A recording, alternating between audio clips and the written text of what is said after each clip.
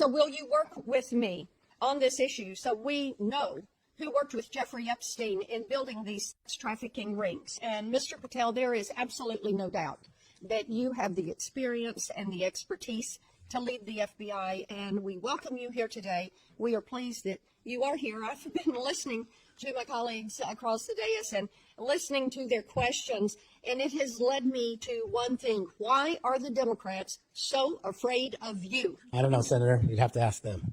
Well, I'll tell you what I think. And listening to their questions and your responses, which we appreciate, they know that you're going to go in and you're going to clean up that political cabal that has been over there for years. You are going to reposition the FBI to its core mission. You stated that earlier in this hearing, and there will be no more political persecutions and no more two tiers of justice. And they have liked having two tiers of justice. They have enjoyed it, and it has helped them, they think, in their political mission. They've enjoyed targeting Catholics.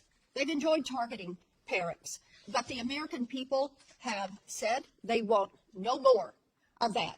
And our colleagues know you're going to clean it up. I want to talk to you about the Epstein case. I have worked on this for years, trying to get those records of who flew on Epstein's plane and who helped him build this international human trafficking, sex trafficking ring. Now, earlier I urged then Chairman Durbin to subpoena those records, and I ended up being blocked by Senator Durbin and Christopher Wray. They stonewalled on this, and I know that breaking up these trafficking rings is important to President Trump. So will you work with me on this issue so we know who worked with Jeffrey Epstein in building these sex trafficking rings? Absolutely, Senator. Child sex trafficking has no place in the United States of America, and I will do everything, if confirmed as FBI director, to make sure the American public knows the full weight of what happened in the past and how we are going to countermand missing children and exploited children going forward. Thank you for that. I do want to touch on the political persecution. I find it so interesting that they feel like you would carry out political persecution. Your parents are with us today. They fled Uganda and persecution from Idi Amin. And I think that with your background and given your family's history, that you would never move to political persecution. Is that accurate? Yes, Senator, that is. And we appreciate that you would remove any kind of two tiers of justice from the FBI because they have practiced that every day for years. Not all FBI agents. There are some good ones, and we certainly want to keep them, but the politics has got to be moved out of the agency. Now, they've tried to frame you as being anti-police. We've discussed that some today. And I know that you grew up working with NYPD officers in your community. And I know that law enforcement groups, including the National Association of Police Organizations, have endorsed your nomination. And on top of that, your brother is a law enforcement officer. Is that accurate?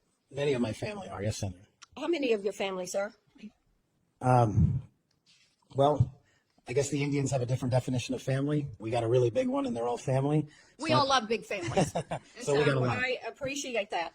But it is accurate to say that in your role, you're going to do everything that you possibly can to protect the men and women who are protecting our communities. That is of the utmost importance.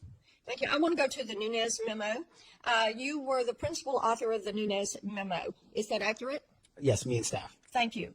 And that did really so much to focus the light on the Russiagate hoax and the political cabal that was for years operated out of the DOJ and the FBI.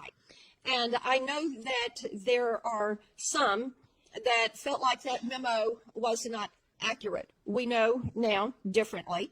And I'm quoting a comment that was made about that memo and by a member of that House Intel Committee, and I quote, "It was meant only to give Republican House members a distorted view of the FBI," end quote.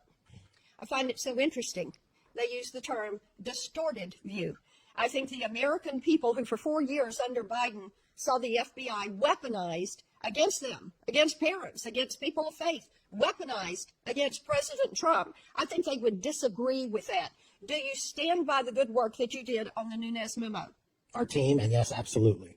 And the Nunes memo was accurate in its description of the details, correct?